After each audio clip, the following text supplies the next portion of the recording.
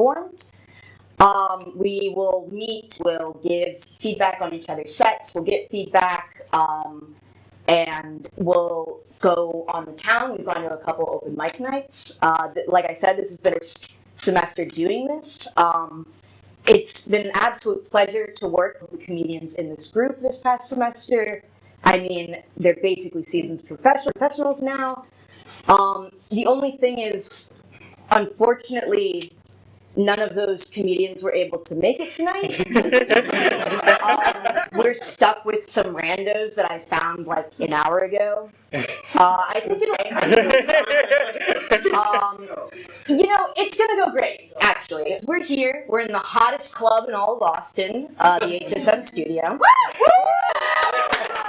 We've got an open bar stool back there, just waiting to have somebody sit on it. But this is stand-up comedy, y'all. If any of them sit, they're getting kicked out, just for decoration. But I'm gonna stop talking now because I don't need to be. I'm gonna introduce our first comedian of the night. Everyone give it Hoda Widener.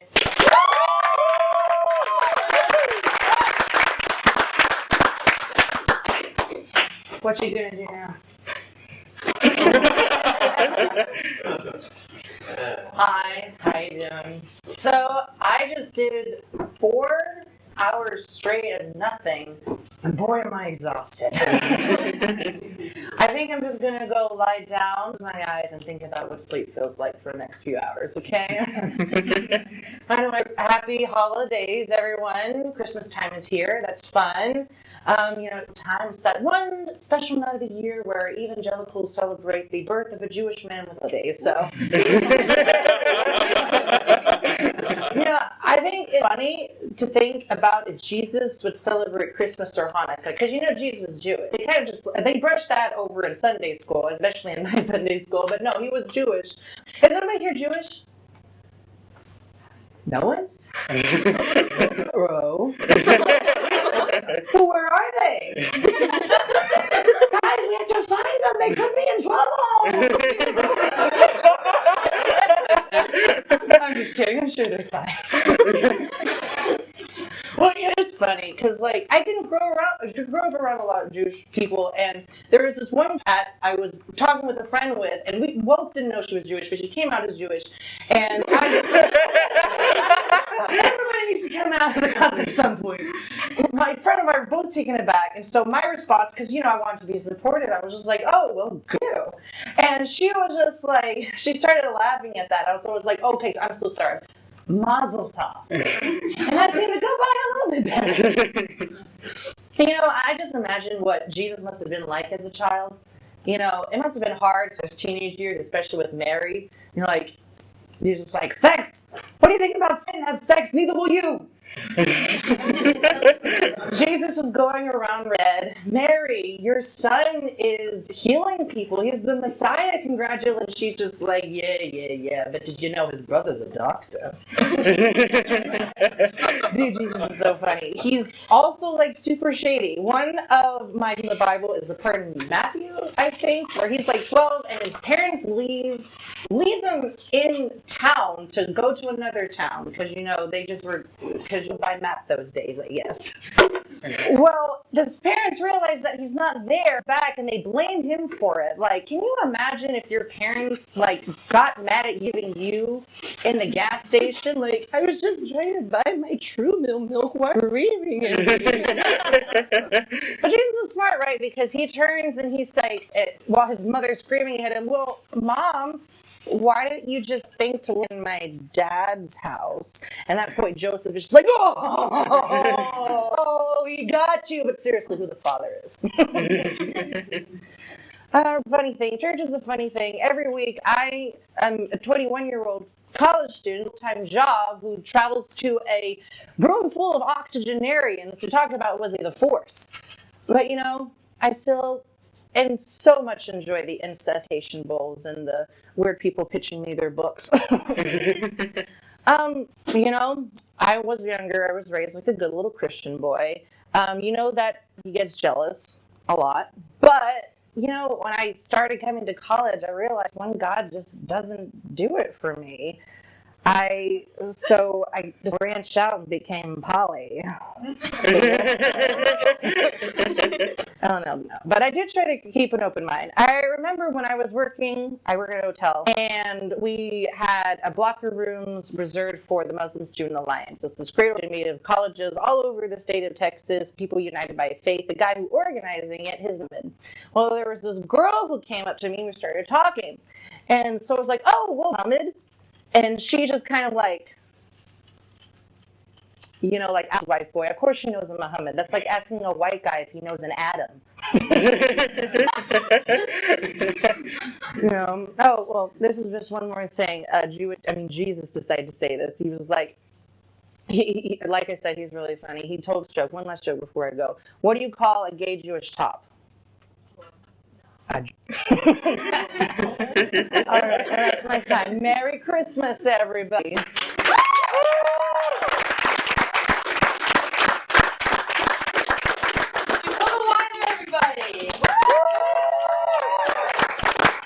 All right, thank you, Dakota.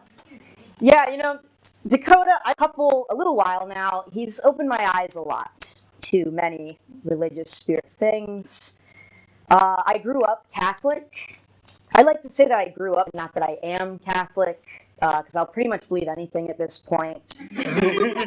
But yeah, I grew up practicing Catholicism, similarly to Christianity at least. And then as I grew up over the years, I knew people, discovered new things. I have a friend that, she's half Jewish. I got to celebrate Hanukkah with her. She only said 4 of the 8 days. She's half Jewish. And I got to fast for Ramadan with a friend of mine. I'm what I'd like to call a fast faster. That I get really hungry really quick after I've decided to. So I did not make it the whole month of Ramadan, nor did I make it a week, nor did I make it the day. I did 6 hours, and then I got McDonald's. I'm pretty sure McDonald's is halal, but I think I'm good. But anyways, let's comedian up here. Give it up for Stephen Marvant.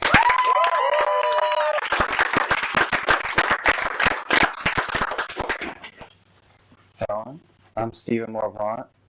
It's finals week, so I'm not gonna lie. I'm here on the in spite. Like that's my feel at this point. I'll stand up because I really just love a room of people that are like forced to listen. Like I was either gonna be a stand-up comedian or a bank robber. I love that it's Christmas time because nothing makes me forget that we're living through the apocalypse and lights and nice music. I graduated a week ago, and I had to do some stand-up. Isn't that crazy? And I gotta say, it's so back in my old alma mater. It looks just like I remember from way back in the day. Where I could still see some of the people I went to school with here. It's funny, I actually still have a couple of finals. But I'm not worried because my lowest grade's an 81 right at the end. And no one at UT knows anything about giving up 21 points for the end. College, what a great time. Stories I can't wait to edit and then tell my parents. My parents are proof that you can be good people. At the end of the day, it's all just like meaningless. Like they worked hard themselves to school, spent years in pharmacy school, got good jobs, continued working hard. Despite all of this nice background, these white collar jobs, my actress, and I'm a comedian. And not only am I a comedian, I'm a journalism and RTF major. So I hit the triple crown of disappointing your parents. Which isn't to say I didn't work hard in college. I watched movies, video games. I went to Hippie Hollow. If you don't know what Hippie Hollow is, safe search before you Google it.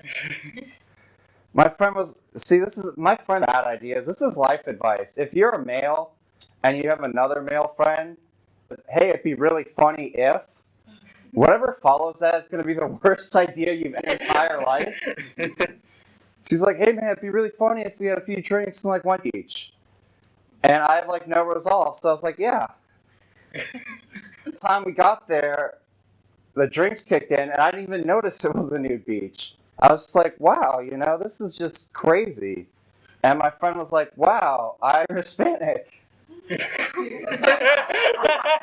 I was like, yep, that's missile. My mom's watching this. Sorry. I was like, why would you even pay to club on 6th Street? People are getting naked here for free. You get a free jumper and it's like your first souvenir. But then I went back sober a few, and it was just not the same. I was like, ew, what the hell? There's naked people. Like, when's your trip to a nude beach fast in the presence of, like, naked people? Kind of wish I'd never gone to Hippie Hollow, because now every other place just, like, sucks by comparison. Like, I went to Costco yesterday. I was like, really? You need clothes to get in? What an awful institution. I tell the Hippie Hollow story because it's funny, and B, because it forces a whole room of people to imagine me nude. And I love that. No, seriously, can we just I graduated my song. Can we take a minute just to take it all in? Can everyone just close their eyes and be nude for like 60 more seconds? Oh, yeah. Oh, yeah. I keep it tidy. That's what they look. The Hippie Hollow story exposes a huge problem in my friend group, which is that even though we're all 23, there's not a single reasonable adult among us. My friend came up to me, he's like, bro, I got great news. I was like, oh shoot, you got a girlfriend. And he was like, no, I got a concussion and I get drunk twice as fast now. I'm going to save money. I was like, wow, that is like the exact opposite, friend. I'm confused because he started with great news, but then the second part was, I have brain damage and a plan to make it worse. Other friend in my friend group, all just bad people. Other friend in my friend group was like, dude, I don't get why more women don't want to, I'm willing to date any of them, even the ugly ones. And I was like, even the ugly ones. Bro, I think I identified your problem. I think I found what's holding you back. So what a time. I remember, being a teenager is crazy because you get mad at stuff you should not be mad at your parents for. My friends wanted to go on a camping trip, Rock. And they were like, oh, but there's mountain lions and stuff. 16, keep in mind. We should load up a bag of guns and some knives and swords to protect ourselves. And he pulls up in his 96 Camaro with a duffel bag of handguns. And my parents were like, yeah, this is a terrible idea. I got mad at them for saying that. But now what are we at? I'm old. 6 years later, they're finally going to go on the camping trip. And my friend's like, the duffel bag. I'm like, please don't. Even at 22, we can't handle it. But yeah, we're finally going to go to Enchanted Rock. Isn't that awesome? I'm excited. But I'm also worried because my friends are kind of crazy. I remember the first time my friend ever drank, he got really drunk. And then the next morning, he's like, dude, I think there's something wrong with the alcohol. My head hurts, I'm dizzy, I can't remember anything. I was like, yeah, that's the alcohol. It's called alcohol. And he's like, bro, I'm going back to sleep. We had planned a trip to Roswell, New Mexico that day. And he wakes up in Roswell, New Mexico. Can you imagine getting so drunk you wake up in Roswell, like a giant alien statue just standing above our car? Pulled over, he's like, oh, please just be gentle.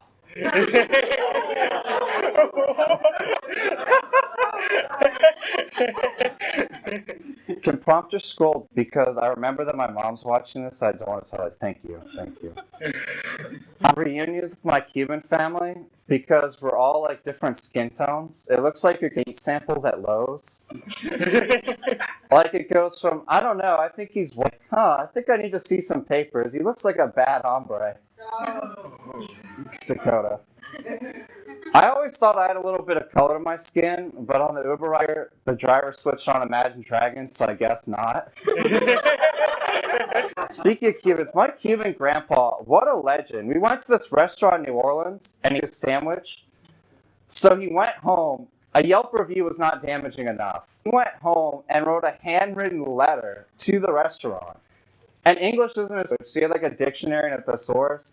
He was so disappointed. He went home and learned new English to tell this restaurant how disappointed he was.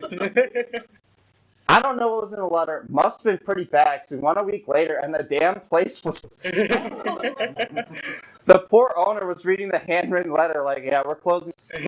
We failed Lewis. He said no pickles. We gave him pickles. The turkey pie.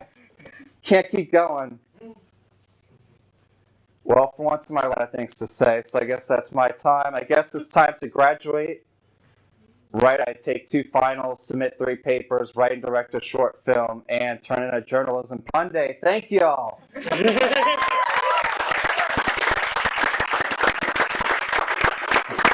Thank you, Steven. Yeah. All right. Crazy. Yeah, Steven graduating. I mean, it's crazy to think that people are graduating now. I'm graduating maybe soon. Yeah, it's crazy. I think what's even crazier is recently the year that freshmen are graduating. Is anyone here a freshman? Freshman. Ooh, you should run. You should run right now. But what year are you graduating? What's your graduation year? 2025. That's insane. 2025 isn't a real year.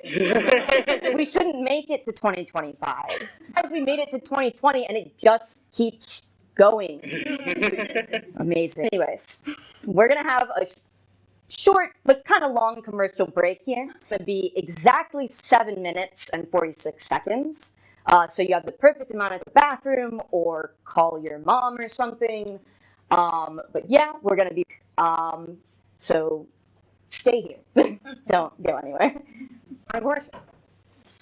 Thank you.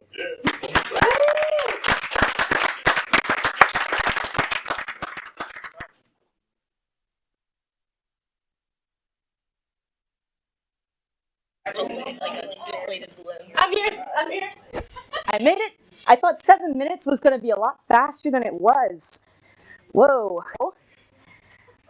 Sorry about that. Anyways, what? Keep going. I don't really have anything clever or nothing to say here. I'll just index comedian, let him speak for himself. Up next is going to be Cameron Rudy.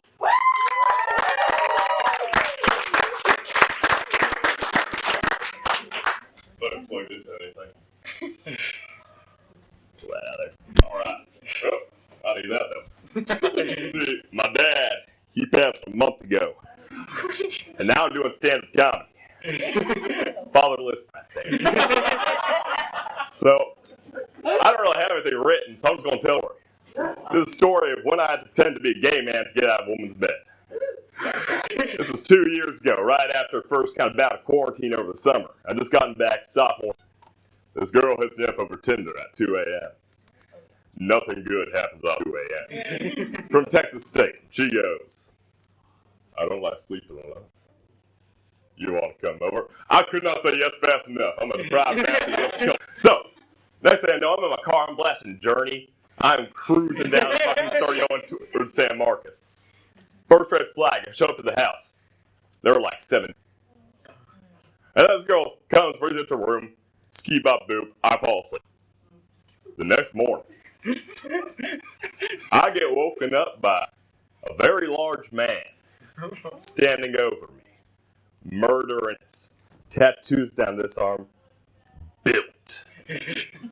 He's always deeper than mine. What are you doing, my girlfriend? That's a game time decision right there. See, in the 8th grade, I took my improv class. I learned you gotta yes and somebody. So here I am, in my boxers, in bed with this girl, about to be strangled. I'm like, I gotta catch him up. He's expecting direct confrontation. I hit him with the indirect compliment. I turned to the girl and go, Jasmine, you never told me you had a cute boyfriend. The pause in this man's eyes. Of all things he expected to come out of a man's mouth, that was not it. I was like, Dick, this is the winning path. I gotta pretend to be gay. Which, despite Brokeback Mountain appearance right now, I'm not. So I'm watching this man as I slowly rise. Oh, like scrawny 6'3" of me. I'm not a built man. I'm like if you have antlers and a pillowcase. Made it like man shaped. That's me. So I rise up there, tiny patch of chest hair, boxers. Oh, me and her, it's no issue. I do it force. I'm like a velociraptor. I'm gay. I'm a homosexual, which no one has ever said. So, he buys it for a split second. Then she pipes up. I wasn't expecting you home for another week. The parole board let me out early. I was about to run out as I heard that. Of all my faults, I'm a curious man. So I had to get the story. So I turned back on best gay voice. When you have a voice like this, ain't that great of a gay voice. Oh. What were you? Armed robbery. She blew it. Oh. Then the girl buys it. She's like, dude, I would need money. And I'm sitting here, I'm like, this ain't the quirky team. So I'm debating leaving my fair shirt behind. And I'm going for the door, and then he gets in front of me. We go. Oh, that's how I get out to get reacquainted. But I tell you what, you're on the other side of the plate. I give him the one phone number I've memorized that isn't my own. Echo my buddy Cole Knuckles' home phone number. I memorized it in the second grade. He was playing Wizard 101. Which is to say I didn't get laid until I was like 18. So, I give him that number. I say, you ever think hitting on the other side of the plate? You give me a call. I immediately hop in the car and call my buddy Sam. Who's in the audience here? Sam, for some reason, was up at about 7:30. I think subconsciously he knew I was committing gay crime. So I'm telling him all this when this girl goes, I'd love to see you again. I'm like, I wouldn't. You kidding me? So I got on back home, myself some Indian food, went to bed. And that time, I was not woken up there. I'm Cameron Dean. Thank you.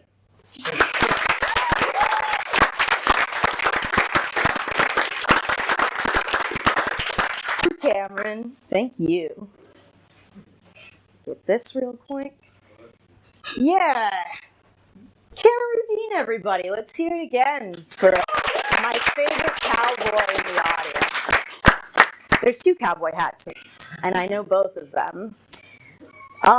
Yeah. For Cameron, it's not quite as easy for me to lie of sexuality. I tell people I'm straight and they just don't believe me. I am a lesbian. I know that's a shocker to a lot of you. I know that I don't have many giveaways. But actually, recently, I was hit on by a man for the first time in my life. Something I've never experienced before. I wasn't quite sure how to react. I don't know what this man to hit on me. Not sure why. What do I do? What do I say? I don't know. So I slept. That's one way to handle it. And you know, I did learn something from that. I am a lesbian. So, let's give it up for our next comedian tonight. Everyone, make some Melissa Standifer.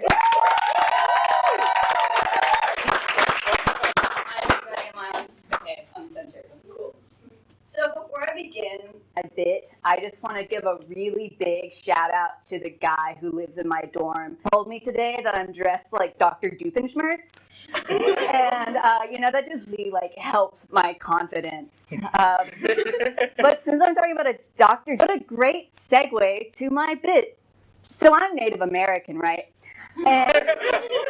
And being Native American is kind of hard because we don't have a lot of representation in porn.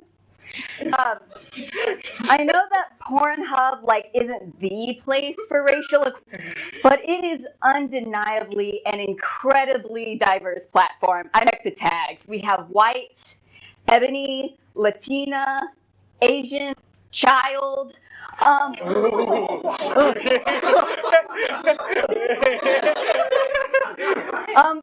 But no Native American. And it's like, if I can't see women like me get railed on screen, then where else are Native Americans going to get screwed over by a bunch of white people? It's just so frustrating. And it's like, just Native American on Pornhub, and the only thing that's going to pop up is a bunch of white bitches, waist paint, and feathers in their hair.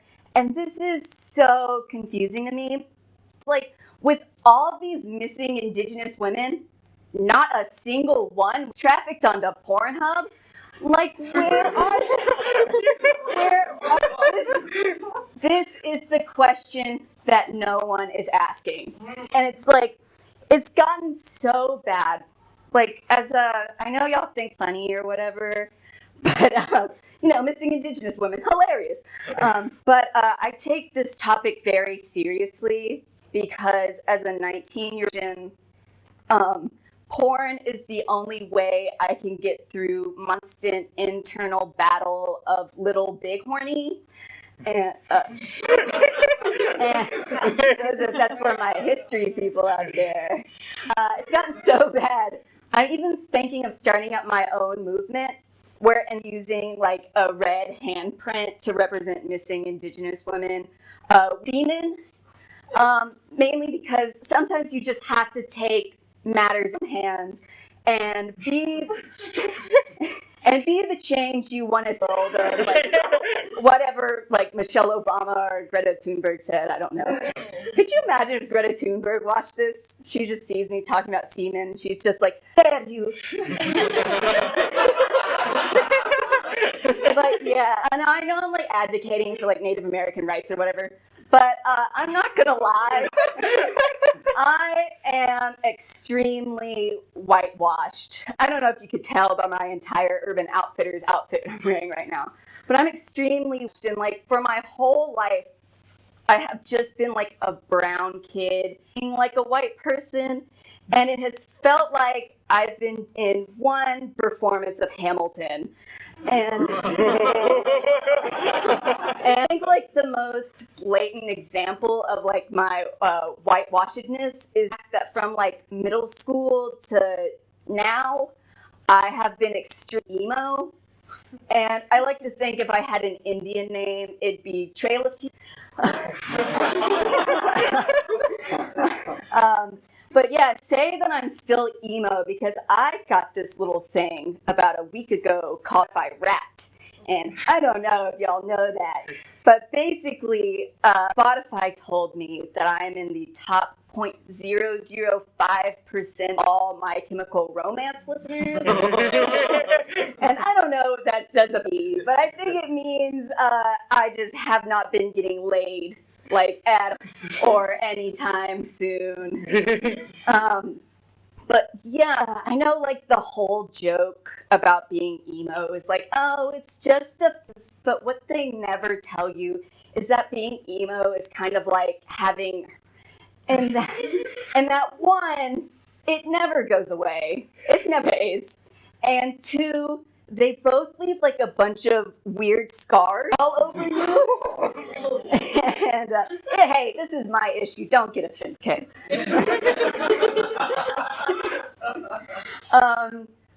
But thinking back on it, there was no reason for me to be middle school.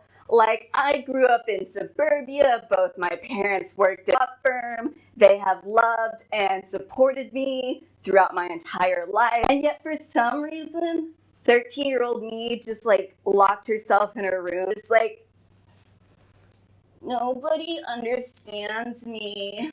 I have so many problems. Aww.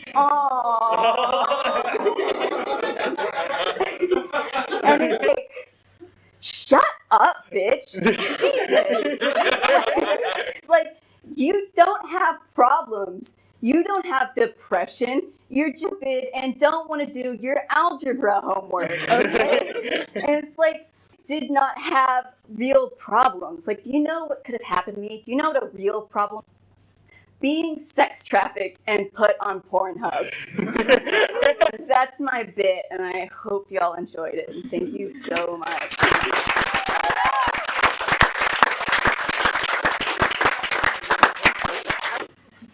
Oh yeah. Hey,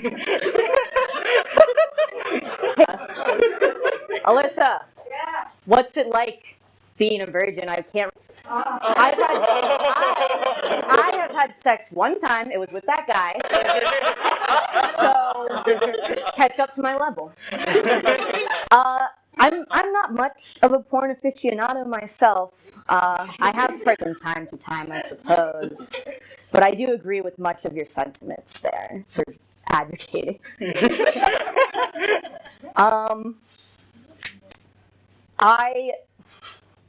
I was born in America, so that makes me native to America. It's not the same thing, but you know.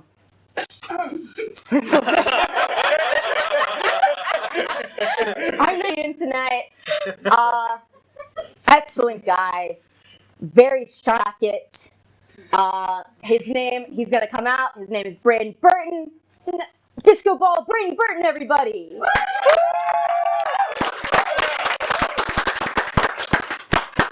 So, hi. Everybody doing tonight? Yeah, glad to. Yeah, thanks. Okay, yeah.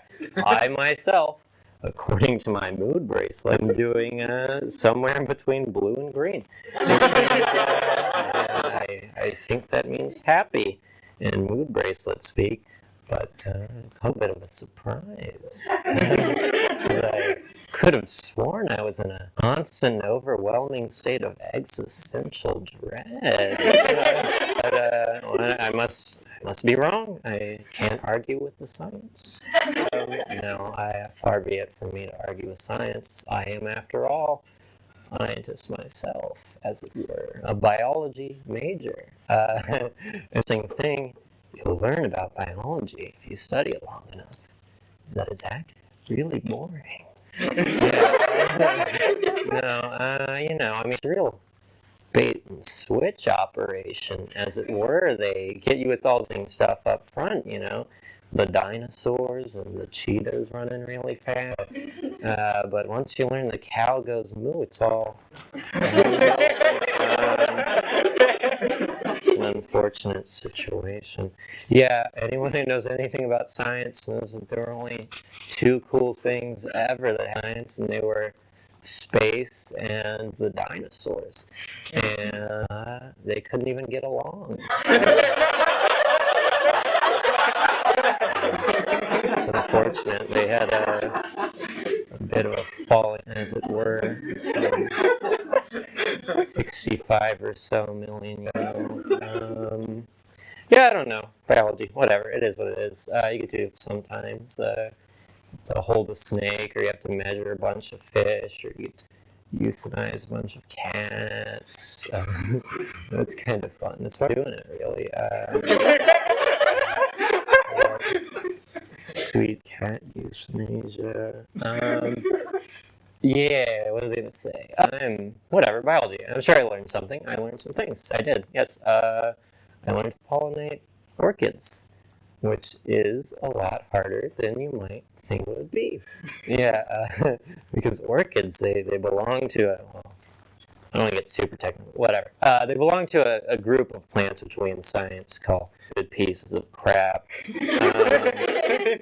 Yeah, you see, because you water orchids, and the roots will rot. You don't water them, and the leaves will dry out. You try to smuggle a bunch of them out of Sri Lanka, and suddenly you're a criminal. Whatever. Okay, I mean, think about it, people. We're living in a world. Society, in fact, in which a man is not free to shove 1,000 orchids ass and get on an airplane. Yeah, I don't know. I hate to ask a predictable question, but what's the deal with that? Yeah, all right. Now let's talk about something topical.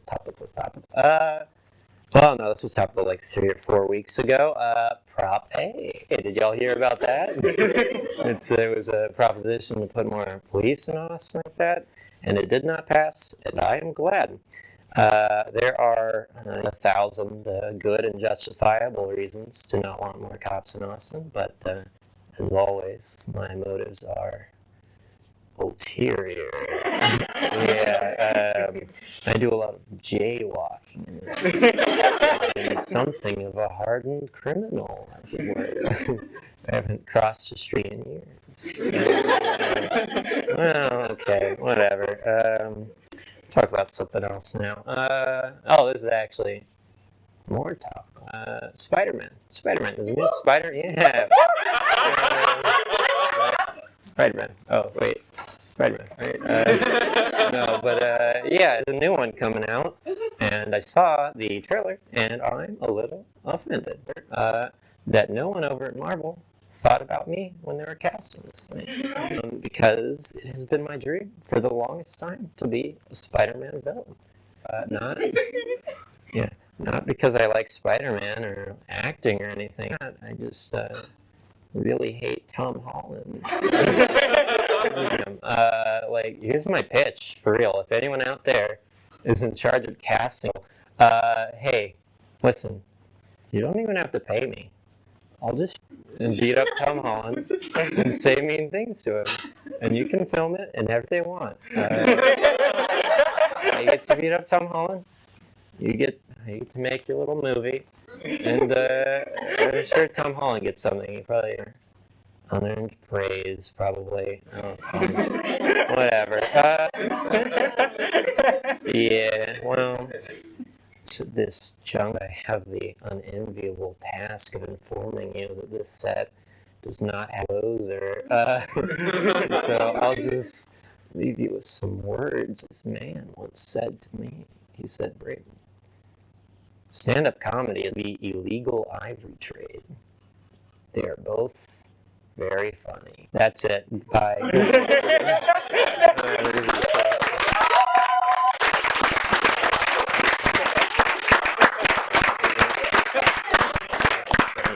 Awesome. I've known Brayden, I think about like 3 years now I've known him. And all that time, I've definitely never known him to cut. It's what keeps him legendary, the curls. Is anyone else in the room tonight playing the game of see how sweaty Emily gets progressively through the show? Yeah. I am really hot in here. I'm melting. That's not a joke. I'm just telling our station manager to turn the AC up. We're gonna cut to a commercial break real quick. I'm gonna slide in the cold to cool down for a minute, but we'll be right back. So thanks.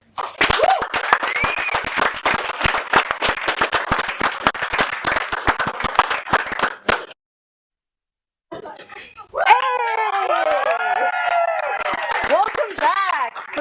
For real. I got my job back. Don't worry about it. You're very concerned. I'm still Emily Kohler here. It's still very hot. Yeah, I don't really have much to say. How's everyone enjoying the show so far? I mean, almost getting there. We have a couple comedians left for you guys, but they're very strong, so stay here. Don't bounce.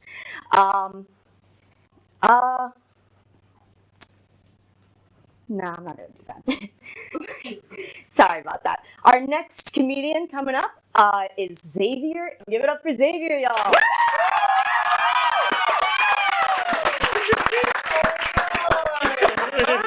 I'm like the Barack Obama of the first black member, and I'm probably gonna be the last one once my term is over.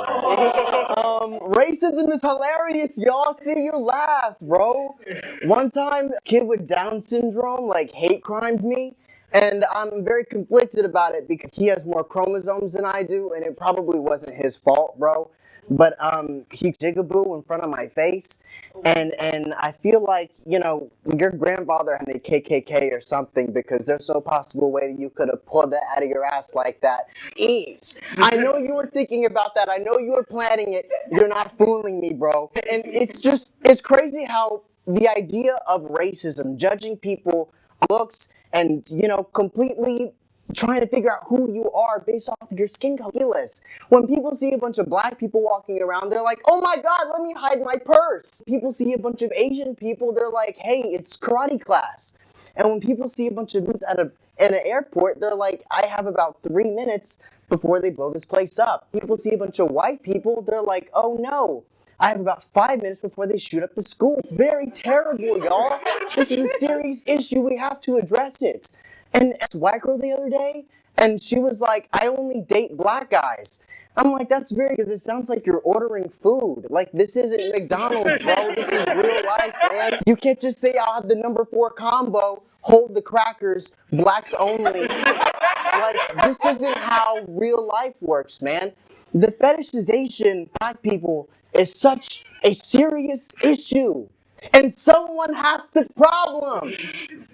Not me, but somebody has to fix this problem.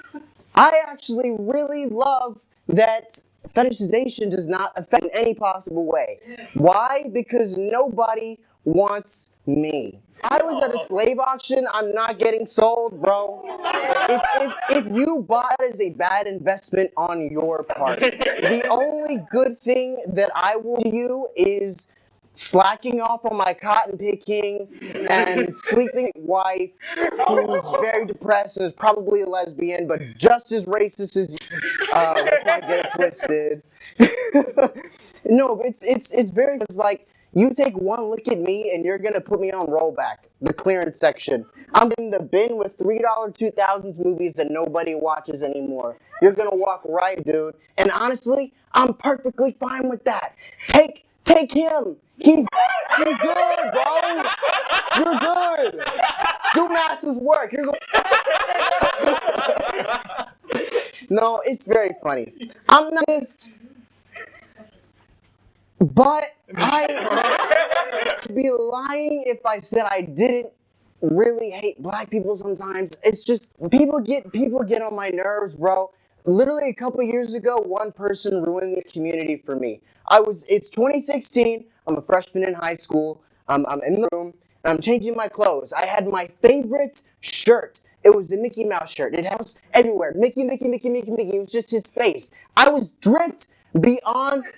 You would not understand. This was the greatest moment of my life. This everything to me. And as I'm changing, I see somebody walk in, right? Look at me. And you could immediately tell that they were jealous of the drip. He did not want me to succeed, bro. He saw me, I saw him, he saw me see him, and you could just tell he was about to take joy away from me, bro.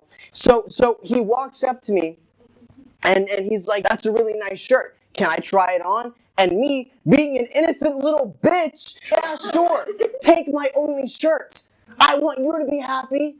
You black, we're in this together, man. Take my shirt.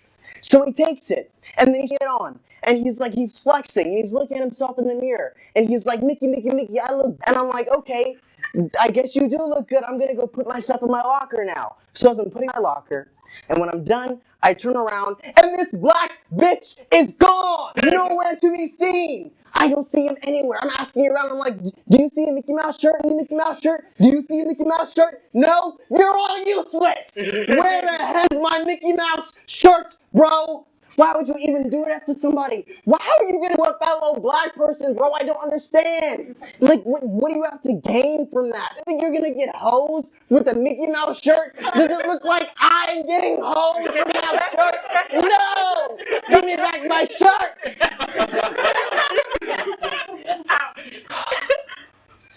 And calm down, sorry.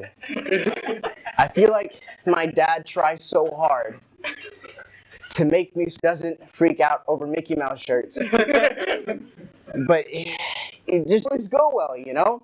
I remember when he was teaching me how to drive, and simplest thing ever, all I had to do was just back into the garage. That's it. But it is so complicated. And my dad, he was teaching me how to drive in his Jaguar. Really nice car. So whenever I was practicing and I was getting close to hitting something, I couldn't tell if he was scared for me or the car. And he just starts yelling at me, and I'm just like, I don't know what you want me to do. It's like when you're teaching you, you're helping you with your math homework, and the question's like, if Johnny has 5 apples, and you give him 3, how many does he have? And I would just, I don't know. If Johnny has 5 apples, and you give him 3, how many apples does his bitch ass have? That is exactly what I had to put up with while I was learning how to drive. And it did not help me at all. He was literally screaming. He's like, Xavier, it is not that hard, bro. You have to put the ass of the car to the side so you can shimmy that shit to the garage. And I'm like, Dad, what the hell are you talking about? Does it make any sense? What are you even saying? Since when do cars have asses? What are you talking about? He's like, Xavier, move the ass up. This is the ass. Okay? You gotta move the ass of the car to the side so you pull it in and pull out to the back. I'm like, Dad, please stop talking. God. So at that point, I give up because I'm like, I don't know what to do, and I press on the gas. Like this is apparently what you want me to do. I'm trying to move the ass of the car, Dad. So I push the gas, and then boom, this loud crash.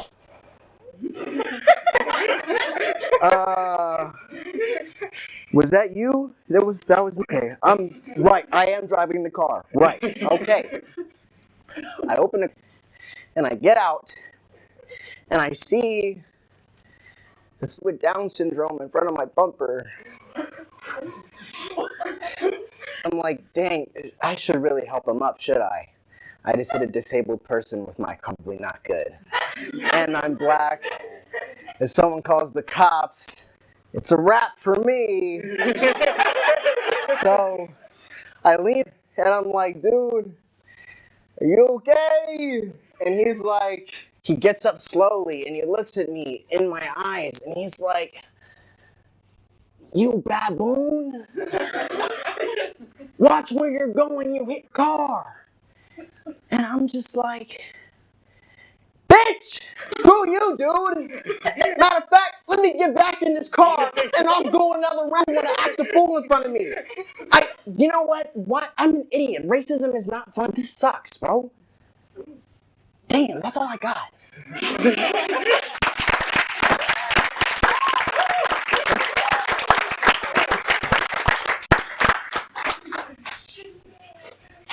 First black stud, Xavier Ingram, y'all.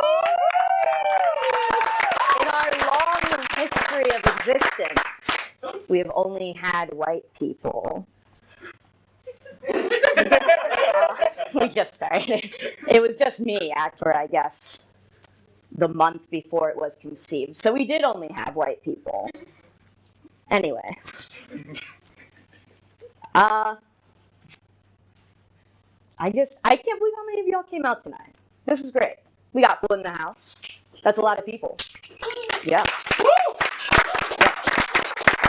I think about an hour before the show, many people texted me they were not coming.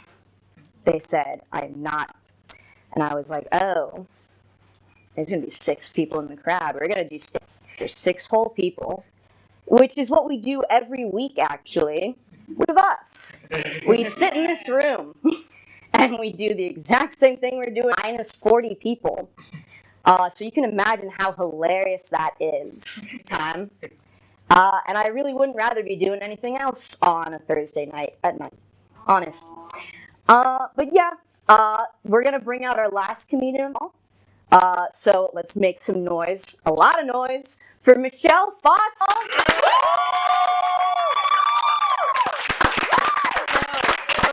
I do want to give myself some props. I was in master control for the entire show. I was directing the show. Yeah, so how is everyone doing? Okay, so I'm gonna start. So I've never done heroin, but I bet it is not a thing you get when you tell a little lie and you get away with it. You get to have a little celebration, feeling on the inside. I love liars. I have an insane fascination with liars because I don't know. They always say the most insane things and they get away with it. Growing up, there was this kid named Goliath. I don't know why he made us call him Goliath. He was 5. But he was white and he looked like Jesse Pinkman. And when we were all kids, he used to ride around the neighborhood in a bicycle, backwards hat and a lollipop in his mouth, like looking for kids to terrorize. But all the time, he was a menace. And what happened was when we were much older, we were having a kickback at one of my friends. We were having a kickback at one of my friends' house in the street. And at the time, she had this dog that would run around the yard. We're all having a good time partying with, and we all hear this rustling from the back of the yard. We're like looking back, and who do we see but Goliath? And he's hopping the fence. He falls. We hear you know. He sees the dog, grabs it, and we're like, "Hey, what are you doing, dude?" And he has the dog in his hands. He's been caught.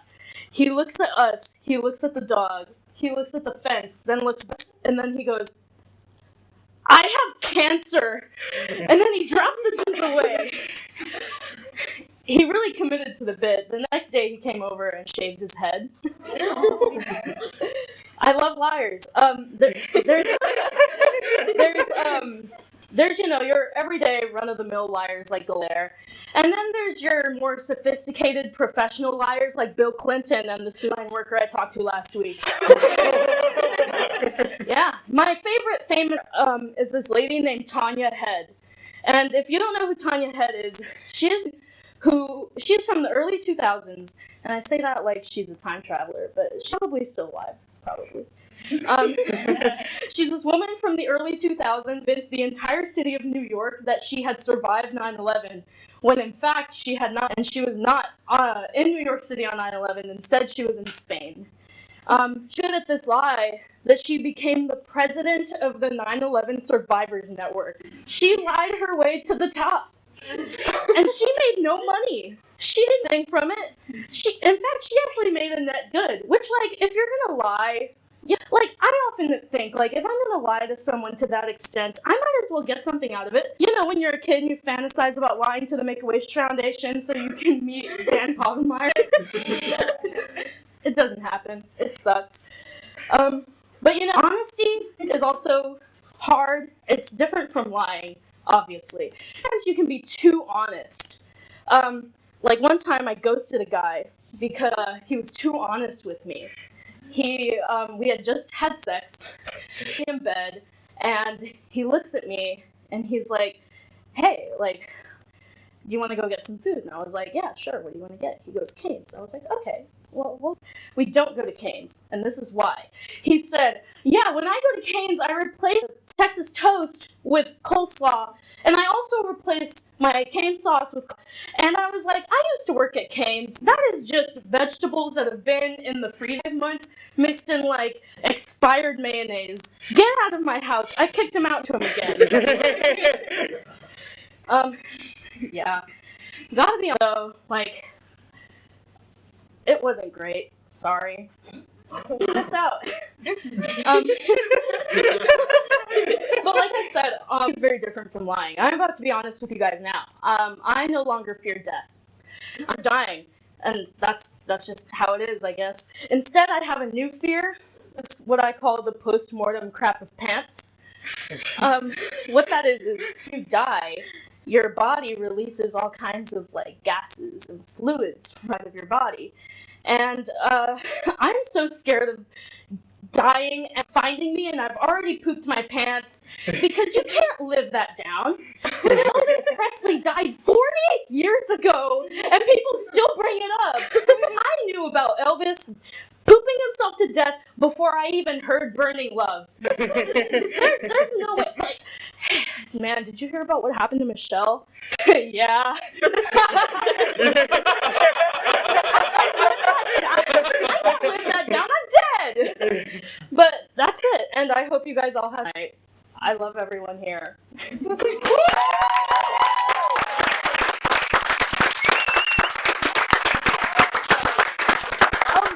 Here, Michelle is 3 shots deep, if you can't tell. All right, y'all. Well, let's get you out of here so you enjoy your Saturday night. Thank you guys so much for coming. Like, this has been, you guys have been a great audience. Like, give yourselves the round of applause you deserve. Hell yeah.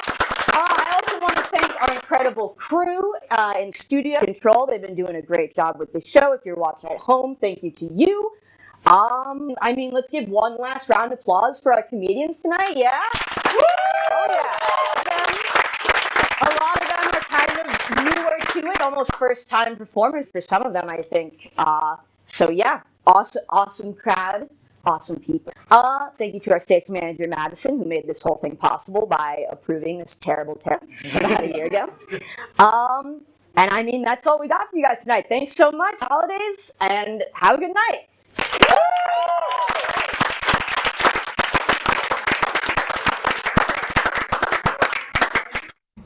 So whenever you're ready, Michelle, take it away. Yeah. Oh wow, this is awkward now, but okay. Hi. Okay. Hey. So whenever you are ready, you can get started. Okay, And do I then need to do this like an SNL thing where like I'm Alyssa Stanford and I'm trying out for No, you yeah, don't yeah. have to. I just had a very, very weird thought. What happens when women... Yeah. I can also tell you about the time I had to act like a gay man to get out of a woman's bed. I would love to hear that story, but I gotta get out of here. Yeah, you gotta get out of here. I'm rambling. Our live just in, but I will give you a round of applause. Thank you. That was excellent.